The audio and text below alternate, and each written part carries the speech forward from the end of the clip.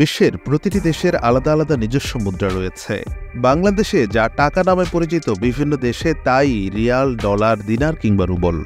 তবে এসবের মধ্যে সবার মুদ্রা বিশ্বজুড়ে ব্যবহৃত হয় না।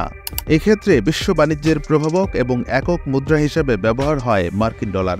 বিশ্বের বেশিরভাগ দেশ আন্তর্জাতিক বাণিজ্যে ডলারের ব্যবহার করে থাকে। এমনকি বিশ্বে যত লেনদেন হয় তার ৮৫% হয়ে থাকে ডলারে। আন্তর্জাতিক মুদ্রা তহবিল IMF এর তথ্য অনুসারে বিশ্বের কেন্দ্রীয় ব্যাংকগুলোর রিজার্ভের প্রায় ৬২% মজুদ আছে ডলারে। বাকি অংশের মধ্যে ২০% আছে ইউরোতে এবং জাপানের ইয়েন ও ব্রিটিশ পাউন্ডে আছে প্রায় ৫%। বিশ্বব্যাপী ডলারের যে একক আধিপত্য তা কবে থেকে শুরু হলো আর কিভাবেই বা শুরু হলো? সাধারণ একটি ব্যাংক নোট বিশ্বব্যাপী প্রভাবশালী হয়ে উঠল। চীনের মুদ্রা ইউয়ান কিংবা রাশিয়ার মুদ্রা রুবল ডলারের বিকল্প হওয়ার জন্য চেষ্টা করে গেলেও দশকের পর দশক ধরে ডলার তার আধিপত্য অটুট রেখেছে। বিশেষ করে রাশিয়া ইউক্রেন যুদ্ধ শুরু হওয়ার পর মার্কিন ডলারের চাহিদা ব্যাপকভাবে বৃদ্ধি পেয়েছে। তবে মার্কিন ডলারের আজকের শক্তিশালী অবস্থান একদিনে তৈরি হয়নি। ইতিহাসের দীর্ঘ পথ পেরিয়ে আজ একক রাজত্ব করছে মার্কিন ডলার।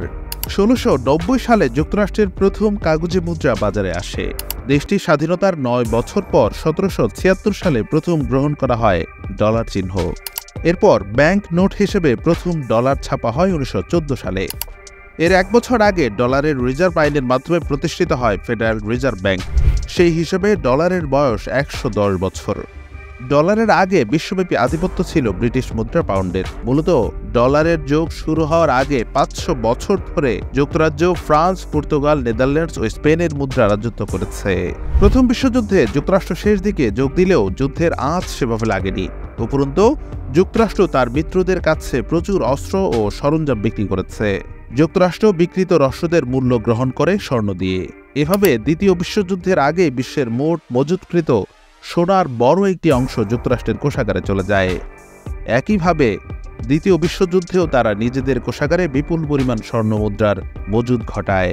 তাই মূলত দ্বিতীয় বিশ্বযুদ্ধ এবং তার পরবর্তী সময় থেকেই ডলার ধীরে ধীরে পৃথিবীর বুকে অন্যতম শক্তিশালী মুদ্রা হিসেবে স্থান করে নেয়। এমনকি ইউরো কিংবা ব্রিটিশ পাউন্ডকেও তারা পেছনে ফেলে দেয়। দ্বিতীয় বিশ্বযুদ্ধের পর ইউরোপের অর্থনৈতিক অবস্থা শোচনীয় হয়ে পড়ে, যার প্রভাব পড়ে এশিয়ার অর্থনীতিতেও। সময়টা ১৯৪৪ সাল। এই পরিস্থিতি সামাল দিতে মাঠে নামে বিশ্বব্যাংক। ঠিক হয় ১ আউন্স সোনার দাম হবে $৩৫। এখান থেকে শুরু ডলারের যুগ।